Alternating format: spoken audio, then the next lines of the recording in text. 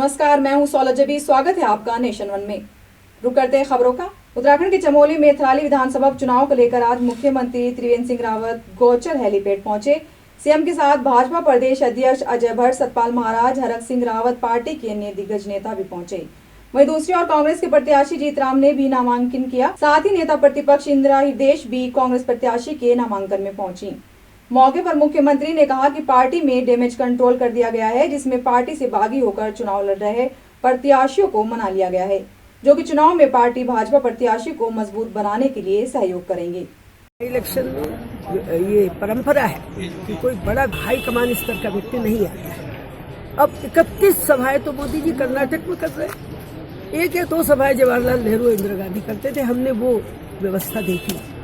अब ये ग्राम प्रधान की तरह काम कर रहे हैं, अब भी करें ग्राम प्रधान की तरह, कोई फर्क नहीं पड़ेगा। जनता इन्हें अब वोट देने नहीं जा रही है, पार्लियामेंट पर बहुमत ही आएगा। देखिए, जो डैमेज संभावना थी पूरी तरह नियंत्रण में जी।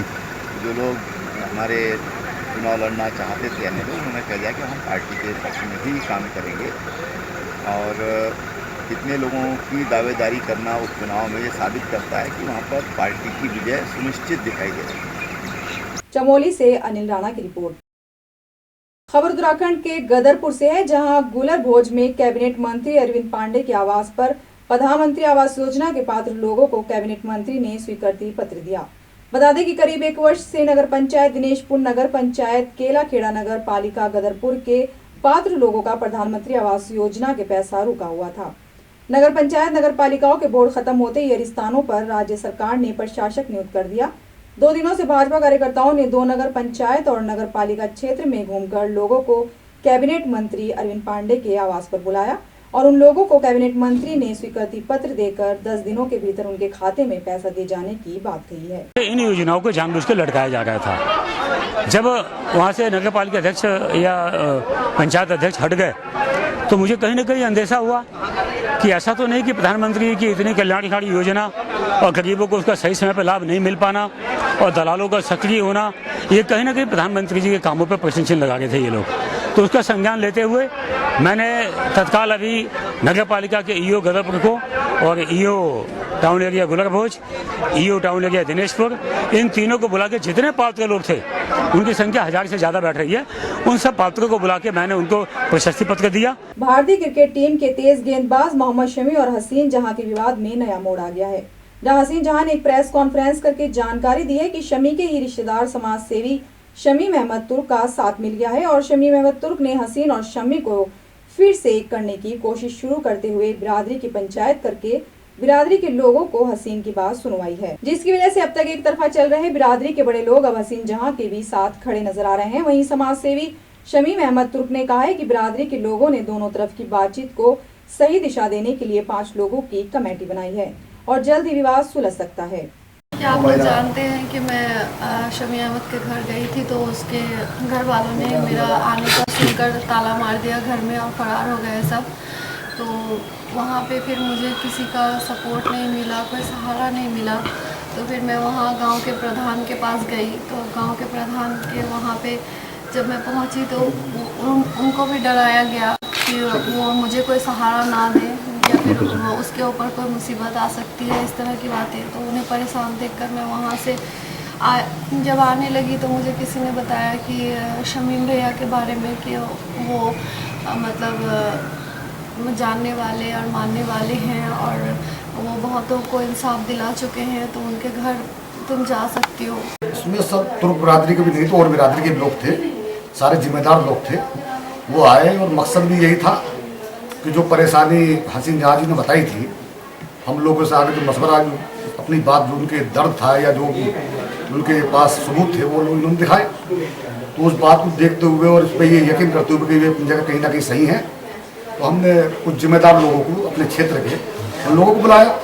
तो इनकी बात सुनो, जो ये कहना चाहती है वो कम लोग, सारे लोग इकट्ठे हुए, करीब 100-150 लोग इकट्ठे जो जिम्मेदार थे, उसमें इन्होंने अपनी बात रखी। अमरोहा से प्रिंस अग्रवाल की report.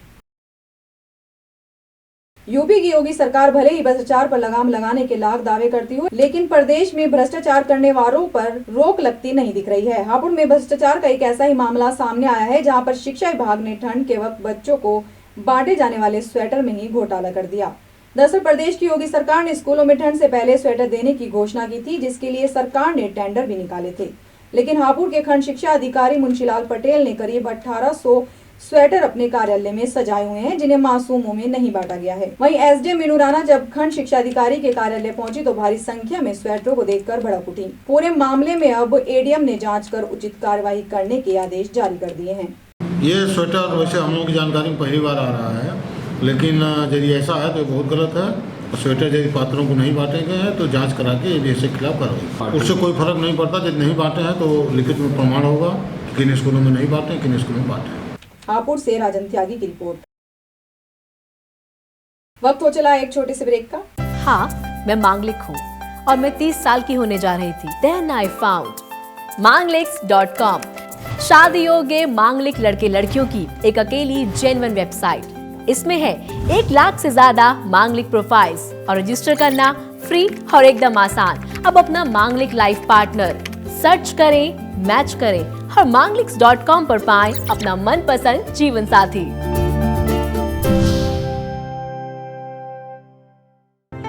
To register on mangliks.com, use promo code NATION1।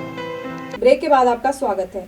रुक करते हैं अगली खबर का। यूपी के जालौन में मुख्यालय उरे में गैस वेल्डिंग कर रहे एक युवक की कार्बन टंकी के फटने से मौत हो गई। धमाका इतना जबरदस्त था कि आसपास के लोग दहशत में आ गए। मौके पर मौजूद प्रत्यक्षदर्शियों ने बताया कि गफ्फार नामक युवक गैस वेल्डिंग कर रहा था कि अचानक कार्बोरेटर टंकी फट गई, जिससे युवक की घटनास्थल पर ही मौत हो गई। सूचना पर पहुंची पुलिस ने शव को कब्जे में लेकर पोस्टमार्टम के लिए भेज दिया है। भी यहाँ ये हादसा हुआ, ये मेरा हलवाई हैं गफ्फार भाई, उनका ये गैस वेल्डिंग का काम करते थे, डेंटिंग का, तो काम कर रहे थे, अचानक टंकी फट गई और उनके सीने में आके लगी, तो जगह पे ही ख़त्म हो गई। उनकी 5 लड़कियां हैं और एक छोटा लड़का है। जालौन से प्रदीप त्रिपाठी की रिपोर्ट। पश्चिम बंगाल के देवीपुर हरिजनपल्ली इलाके में उस वक्त हड़कंप मच गया जब देसी शराब के ठेके पर कालूबाग के रहने वाले व्यक्ति ने आपसी बहस में एक व्यक्ति के गोली मार दी और मौके से फरार हो गया, जिससे युवक गंभीर रूप से घायल हो गया। वहीं स्थानीय लोगों ने घायल व्यक्ति को जिला अस्पताल में भर्ती कराया है, जहां सूचना पर पहुंची पुलिस ने मामला दर्ज कर लिया है और आरोपी की तलाश में जुट गई है। हुगली से जय चौधरी की रिपोर्ट। उत्तर प्रदेश की पीलीभीत में गन्ना सेंटरों पर दलालों का बोलबाला है, जिसके चलते किसानों को खासी दिक्कतों का सामना करना पड़ रहा है। दियोरिया थाना क्षेत्र के अंतर्गत बने माधवापुर गन्ना क्रय केंद्र का यह आलम है कि अगर आप बिचौलियों से सांठगांठ रखते हैं तो घंटों का काम मिनटों में हो सकता है। वहीं अगर आप इनसे कोई सरोकार नहीं रखते तो घंटों इंतजार के बाद भी गन्ना तुल पाना संभव नहीं होता, जिससे परेशान होकर किसानों ने रोड जाम कर प्रदर्शन करना शुरू कर दिया है। किसानों का प्रदर्शन उग्र होता देख मिल प्रबंधन की तरफ से एक टीम मौके पर भेज दी गई है और जिसे कांटा उखाड़ने का निर्देश दिया गया है। इस दौरान गन्ना क्रय केंद्र इंचार्ज ने आकर साफ किया है कि बिना गन्ना तोले कांटा नहीं उखाड़ा जाएगा। साथ ही किसानों को धीरज रखने की अपील कर किसी तरह मामले को शांत कराया गया। हमारे अधिकारियों ने अभी सर्वे करवाया था, रिसर्वे, वो बता रहे हैं कि फीड हुआ है।